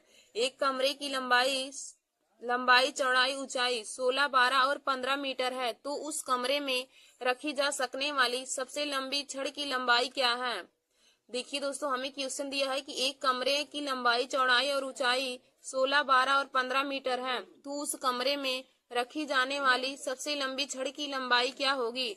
तो हमने आप लोगों को बताया कि जब भी हमें कमरे में रखी जाने वाली सबसे लंबी छड़ की लंबाई पूछे तो हमें हमेशा ही हम घन की विकर्ण का फार्मूला का यूज करेंगे। तो हो जाएगा यल बराबर हमारा हो जाएगा उसकी लंबाई बराबर में अंडर रूट में L स्क्वायर प्लस में B स्क्वायर प्लस में H स्क्वायर हो जाएगा। अब लंबाई का मान हमें दिया है 16, तो हो जाएगा 16 का स्क्वायर प्लस में 12 का स्क्वायर प्लस में 15 का होल स्क्वायर हो जाएगा। इसको हम अंडर रूट में कर देंगे। फिर देखिए दोस्तों जब हम 16 का वर्ग करेंगे तो 16 का वर्ग 256 हो जाएगा प्लस में 12 का वर्ग 144 प्लस में 15 का वर्ग 225 हो जाएगा। अब दोस्तों इसको जब हम जोड़ेंगे तो हमारा जोड़ने के बाद टोटल आ जाएगा 625। तो अंडर रूट में 625 या हमारा 625 हमारा 25 का वर्गमूल होता है। तो छड़ की लंबाई L बराबर हमें आ गया 25 मीटर। छड़ की लंबाई हमें L बराबर आ जाएगा 25 मीटर। तो यही हमारा इस क्वेश्चन का राइट आंसर हो जाएगा 25 मीटर या सेंटीमीटर, जिसमें दिया हो उसी में आ जाएगा। तो हमें क्वेश्चन में क्या बोला था कि एक कमरे की लंबाई चौड़ाई और ऊंचाई क्रमशः 16, 12 और 15 मीटर है। तो उस कमरे में रखी जाने वाली सबसे लंबी छड़ की लंबाई क्या होगी। तो हमने आप लोग को बताया कि जब कमरे में रखी जाने वाली सबसे लंबी छड़ की लंबाई पूछे तो हम हमेशा ही घनाभ के विकर्ण के फार्मूले का यूज करके उसके मान निकालेंगे। तो दोस्तों घनाभ का विकर्ण का फार्मूला होता है अंडर रूट में लंबाई स्क्वायर प्लस में चौड़ाई स्क्वायर प्लस में ऊंचाई स्क्वायर। अब हमें लंबाई चौड़ाई और ऊंचाई का मान 16, 12 और 15 दिया है। तो इसका वर्ग करके हम उसका मान निकाले हैं। तो हमारा मान आ गया 25 मीटर। तो दोस्तों आशा करती हूँ कि आप लोगों को घनाभ के बारे में संपूर्ण जानकारी पता चल गई होगी। और देखिए दोस्तों एक फार्मूला होता है, यदि घनाभ के पांचों दीवारों का क्षेत्रफल पूछे तो इसका फार्मूला हो जाएगा 2 इंटू में L प्लस बी गुणे में H प्लस में LB हो जाएगा। 2 इंटू में लंबाई प्लस चौड़ाई गुणे में ऊंचाई और प्लस में लंबाई गुणे चौड़ाई। यही घनाभ के पांचों दीवारों का क्षेत्रफल हो जाएगा। घनाभ के पांचों दीवारों का क्षेत्रफल का फार्मूला यह हो जाएगा। और घनाभ के विकर्ण का फार्मूला अंडर रूट में लंबाई स्क्वायर प्लस में चौड़ाई स्क्वायर प्लस में ऊंचाई स्क्वायर हो जाएगा। फिर देखिए दोस्तों आगे हम आप लोग को बताएंगे घन के बारे में। घन यानी कि क्यूब। आगे हमारा है घन यानी कि क्यूब। तो देखिए दोस्तों इसका डिफिनीशन क्या हो जाएगा, 6 समान और वर्गाकार घिरी हुई आकृति को 6 समान और वर्गाकार फलकों से घिरी हुई 6 समान और वर्गाकार फलकों से घिरी हुई आकृति को हम घन कहते हैं। 6 समान और वर्गाकार फलकों से घिरी हुई आकृति को हम घन यानी कि क्यूब कहते हैं। देखिए दोस्तों, घनाभ हमारा जो होता है वह आयताकार फलकों से घिरा होता है और जो घन होता है वह वर्गाकार फलकों से घिरा होता है। तो घन का हमारा यह हमारा इसका फिगर हो जाएगा। देखिए दोस्तों, घन और घनाभ में यदि अंतर पूछे तो आप लोग यही बताएंगे कि घनाभ जो होता है वह 6 समान आयताकार फलकों से घिरा होता है और जो हमारा घन होता है वह 6 वर्गाकार फलकों से घिरा होता है। घनाभ जो होता है वह आयताकार फलकों से मिलकर बना होता है और हमारा जो घन होता है वह 6 समान वर्गाकार फलकों से घिरा होता है। तो देखिए दोस्तों, हम अब आप लोगों को घन के बारे में बताएंगे। तो घन के आयतन का फार्मूला क्या होता है? घन का आयतन का फार्मूला, देखिए दोस्तों, घन में सभी भुजाएं हमारी बराबर होती हैं तो घन के आयतन का फार्मूला हो जाएगा भुजा क्यूब। यानी कि जो हमारी लंबाई चौड़ाई ऊंचाई दी होगी, जो उसमें भुजा दिया होगा उसी का हम क्यूब कर देंगे तो हमें घन का आयतन निकल के आ जाएगा। तो घन के आयतन का फार्मूला होता है भुजा क्यूब। फिर हम आगे देखेंगे घन का विकर्ण। घन के विकर्ण का फार्मूला क्या हो जाएगा? भुजा √3। भुजा √3 यही घन का विकर्ण हो जाएगा। तो घन के विकर्ण का फार्मूला हो जाएगा भुजा √3। फिर हम आगे देखेंगे घन का संपूर्ण पृष्ठीय क्षेत्रफल। संपूर्ण पृष्ठीय क्षेत्रफल, संपूर्ण पृष्ठीय क्षेत्रफल हमारा क्या होता है? घन का संपूर्ण पृष्ठीय क्षेत्रफल होता है 6a², यानी कि 6 गुणे में भुजा स्क्वायर। तो घनाभ में देखिए दोस्तों, घन और घनाभ में हमारी 6 भुजा होती हैं तो घन का संपूर्ण पृष्ठीय क्षेत्रफल का फार्मूला हो जाएगा 6a²। ए का मतलब यहाँ पे ए हमारी भुजा है तो 6 गुणे में भुजा स्क्वायर हमारा घन के संपूर्ण पृष्ठीय क्षेत्रफल का फार्मूला हो जाएगा। और देखिए दोस्तों, यदि घन की तीनों दीवारों का क्षेत्रफल पूछे तो वहां पे 3a² हो जाएगा। यदि 2 दीवारों का क्षेत्रफल पूछे तो 2a² हो जाएगा और यदि चारों दीवारों का क्षेत्रफल पूछे तो 4a² हो जाएगा। यानी कि जितने दीवार पूछेंगी उतने में हम भुजा का स्क्वायर करके गुणा कर देंगे। तो दोस्तों, हमने आप लोग को बताया कि घन क्या होता है। तो 6 समान और वर्गाकार फलकों से घिरी हुई आकृति को हम घन कहते हैं।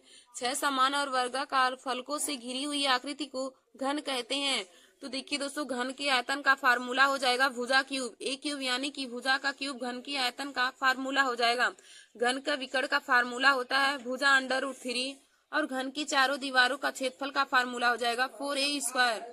घन की चारों दीवारों का क्षेत्रफल हो जाएगा 4a² और घन के पांचों दीवारों का क्षेत्रफल, घन के देखिए दोस्तों, जब भी पूछे घन के पांचों दीवारों का क्षेत्रफल या फिर उसको बोले कि खुली संदूक का क्षेत्रफल, तब आप लगाएंगे 5a² होता है। खुली संदूक का क्षेत्रफल पूछे या पांचों दीवारों का क्षेत्रफल तो आप लिखेंगे 5a²। और दोस्तों, घन की सतह का विकर्ण का फार्मूला होता है √2a। √2a घन की सतह के विकर्ण का क्षेत्रफल हो जाएगा। फिर देखिए दोस्तों, आगे हम आप लोगों को बताएंगे सिलेंडर यानी कि बेलन के बारे में। आगे आप लोगों को हम बताएंगे बेलन के बारे में। तो दोस्तों, बेलन को हम इंग्लिश में सिलेंडर बोलते हैं। तो देखिए दोस्तों, जब भी क्वेश्चन में आप लोगों को तार, कुआं, पाइप, रोड लोरर की लंबाई या उसका आयतन या उसका टोटल संपूर्ण पृष्ठीय क्षेत्रफल पूछे तो आप लोग बेलन के ही फार्मूले का यूज करेंगे, वहां पे बेलन का ही फार्मूला लगाएंगे। तो देखिए दोस्तों, बेलन यानी कि सिलेंडर, तो बेलन का हमारा आयतन क्या हो जाएगा? देखिए, हमने जैसे यहाँ पे फिगर बनाया है, तो फिगर हमने बनाया है यहाँ से यहाँ तक, यह बेलन की त्रिज्या हो जाएगी, यह बेलन की ऊंचाई हो जाएगी। तो देखिए दोस्तों, बेलन का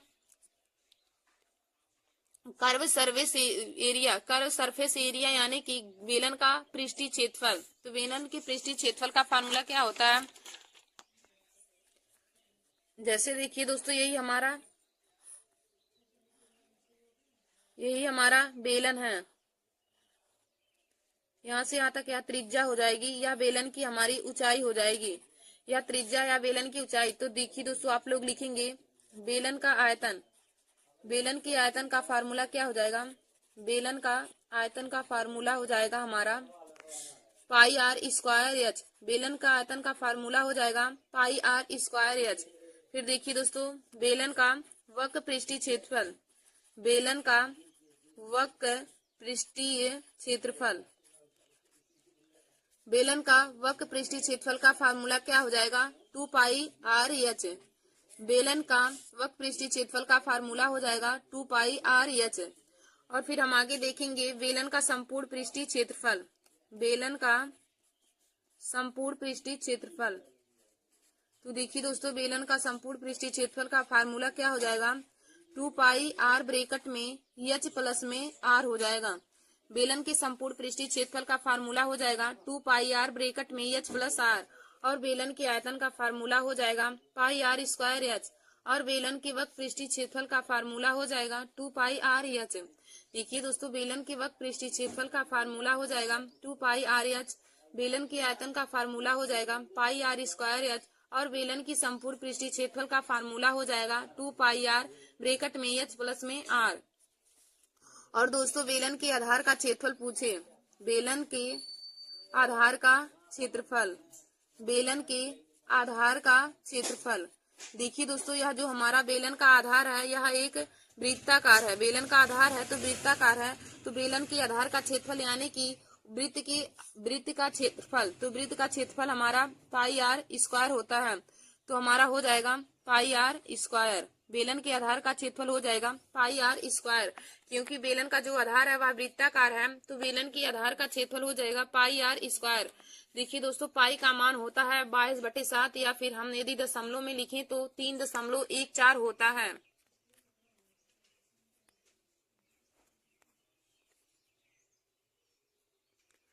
तो बेलन का आयतन का फार्मूला हो जाएगा पाई आर स्क्वायर एच, बेलन का वक्र पृष्ठीय क्षेत्रफल का फार्मूला हो जाएगा 2 पाई आर एच, बेलन के संपूर्ण पृष्ठीय क्षेत्रफल का फार्मूला हो जाएगा 2 पाई आर ब्रैकेट में एच प्लस में आर, और बेलन के आधार का क्षेत्रफल हो जाएगा पाई आर स्क्वायर। बेलन के आधार का क्षेत्रफल, तो बेलन का आधार हमारा वृत्ताकार है, तो बेलन के आधार का क्षेत्रफल हो जाएगा पाई आर स्क्वायर।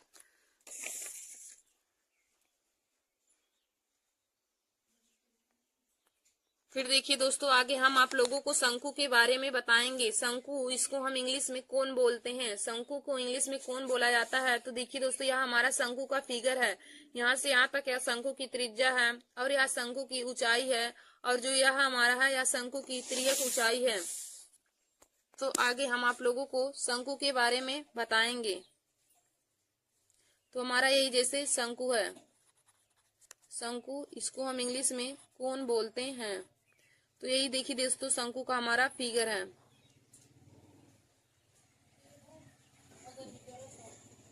यह शंकु की यहाँ से यहाँ तक त्रिज्या हो जाएगी, यह शंकु की ऊंचाई हो जाएगी, और जो हमारा यह है, जो यह हमारा हो जाएगा यह शंकु की तिर्यक ऊंचाई हो जाएगा।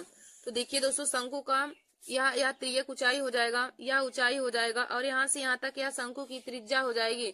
तो हम इससे संबंधित फार्मूला लिखेंगे। शंकु का आयतन बराबर, शंकु के आयतन का फार्मूला क्या होता है, शंकु का आयतन यानी कि वॉल्यूम।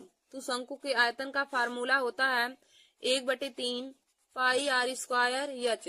शंकु के आयतन का फार्मूला हो जाएगा 1/3 पाई आर स्क्वायर एच। फिर हम आगे देखेंगे शंकु का वक्र पृष्ठीय क्षेत्रफल। शंकु का वक्र पृष्ठीय क्षेत्रफल यानी कि कर्व सरफेस एरिया। पृष्ठीय क्षेत्रफल को, वक्र पृष्ठीय क्षेत्रफल को हम कर्व सरफेस एरिया बोलते हैं। तो शंकु के वक्र पृष्ठीय क्षेत्रफल का फार्मूला हो जाएगा पाई आर यल। यल देखिए दोस्तों, यह तिर्यक ऊंचाई होती है, आर त्रिज्या है, और पाई का मान होता है 22/7। और फिर हम आगे देखेंगे कि शंकु का संपूर्ण पृष्ठीय क्षेत्रफल। शंकु का संपूर्ण पृष्ठीय क्षेत्रफल, शंकु का संपूर्ण पृष्ठीय क्षेत्रफल। देखिए दोस्तों, शंकु की संपूर्ण पृष्ठीय क्षेत्रफल का फार्मूला क्या हो जाएगा, पाई आर ब्रैकेट में यल प्लस आर हो जाएगा। शंकु के संपूर्ण पृष्ठीय क्षेत्रफल का फार्मूला हो जाएगा पाई आर ब्रैकेट में यल प्लस में आर।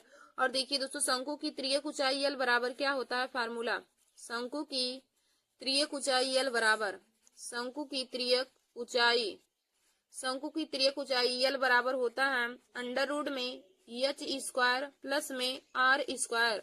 शंकु की तिर्यक ऊंचाई यल बराबर होता है अंडर रूट में एच स्क्वायर प्लस में आर स्क्वायर। और दोस्तों, यहाँ से यदि हम एच का मान निकालना चाहें तो एच बराबर हो जाएगा अंडर रूट में यल स्क्वायर माइनस में आर स्क्वायर, और यदि आर का मान निकालना चाहे तो आर बराबर हो जाएगा अंडर रूट में यल स्क्वायर माइनस में एच स्क्वायर। तो दोस्तों, पक्षांतर करके आप तीनों का मान निकाल सकते हैं। जब हमें ऊंचाई और त्रिज्या दिया हो और तिर्यक ऊंचाई पूछे तो शंकु की तिर्यक ऊंचाई यल बराबर होता है अंडर रूट में एच स्क्वायर प्लस में आर स्क्वायर, और शंकु की ऊंचाई h बराबर होता है अंडर रूट में यल स्क्वायर माइनस में आर स्क्वायर, और शंकु की त्रिज्या r बराबर होता है अंडर रूट में यल स्क्वायर माइनस में एच स्क्वायर। तो दोस्तों इस फार्मूले से आप तीनों का मान निकाल सकते हैं।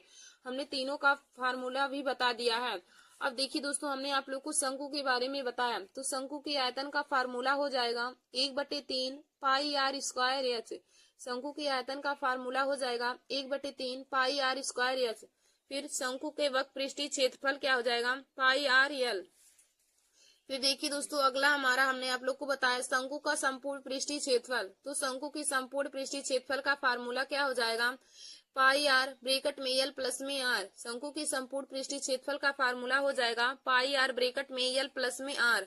फिर हमने आप लोग को बताया कि शंकु की त्रियक ऊंचाई एल बराबर हमारा फार्मूला क्या होता है, अंडर रूट में एच स्क्वायर प्लस में आर स्क्वायर, और ऊंचाई एच बराबर हो जाएगा अंडर रूट में एल स्क्वायर माइनस में आर स्क्वायर, और शंकु की त्रिज्या आर बराबर हो जाएगा अंडर रूट में एल स्क्वायर माइनस में एच स्क्वायर।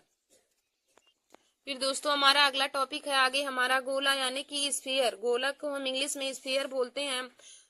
तो देखिए दोस्तों, गोला हमारा हमने यहाँ पे फिगर बनाया, गोला या गोले की त्रिज्या है। तो गोले का टोटल सरफेस एरिया यानी कि संपूर्ण पृष्ठीय क्षेत्रफल क्या होता है, गोले की संपूर्ण पृष्ठीय क्षेत्रफल का फार्मूला होता है 4 पाई आर स्क्वायर। गोले की संपूर्ण पृष्ठीय क्षेत्रफल का फार्मूला होता है 4 पाई आर स्क्वायर। टीएसए का मतलब टोटल सरफेस एरिया। गोले की संपूर्ण पृष्ठीय क्षेत्रफल का फार्मूला हो जाएगा 4 पाई आर स्क्वायर। फिर दोस्तों देखिए हमारा अगला क्या है इसमें फार्मूला, वॉल्यूम यानी कि गोले का आयतन का फार्मूला हो जाएगा 4/3 पाई आर क्यूब। गोले के आयतन का फार्मूला हो जाएगा 4/3 पाई आर क्यूब। देखिए दोस्तों, गोले की संपूर्ण पृष्ठीय क्षेत्रफल का फार्मूला होता है 4 पाई आर स्क्वायर, और गोले की आयतन का फार्मूला होता है 4/3 पाई आर क्यूब। गोले के आयतन का फार्मूला हो जाएगा 4/3 पाई आर क्यूब, और गोले की संपूर्ण पृष्ठीय क्षेत्रफल का फार्मूला हो जाएगा 4 पाई आर स्क्वायर। फिर दोस्तों आगे आप लोगों को अर्धगोला के बारे में बताएंगे। अर्धगोला यानी कि हेमी स्फीयर। अर्धगोला यानी कि हेमी स्फीयर। देखिए दोस्तों, तो हमने यहाँ पे फिगर अर्धगोले का बनाया है जिसकी त्रिज्या आर है। तो गोले का पृष्ठीय क्षेत्रफल, गोले का पृष्ठीय क्षेत्रफल यानी कि कर्व सरफेस एरिया, गोले के पृष्ठीय क्षेत्रफल का फार्मूला होता है 2 पाई आर स्क्वायर। गोले के पृष्ठीय क्षेत्रफल का फार्मूला हो जाएगा 2 पाई आर स्क्वायर। फिर हम देखेंगे गोले का संपूर्ण पृष्ठीय क्षेत्रफल यानी कि टोटल सरफेस एरिया। गोले का संपूर्ण पृष्ठीय क्षेत्रफल टोटल सरफेस एरिया बराबर क्या हो जाएगा, 3 पाई आर स्क्वायर। गोले का संपूर्ण पृष्ठीय क्षेत्रफल यानी कि टोटल सरफेस एरिया बराबर हो जाएगा 3 पाई आर स्क्वायर, और गोले का पृष्ठीय क्षेत्रफल यानी कि कर्व सरफेस एरिया बराबर हो जाएगा 2 पाई आर स्क्वायर। फिर हम देखेंगे गोले का आयतन यानी कि वॉल्यूम। गोले का आयतन का फार्मूला हो जाएगा 2/3 पाई आर क्यूब। गोले के आयतन का फार्मूला हो जाएगा 2/3 पाई आर क्यूब।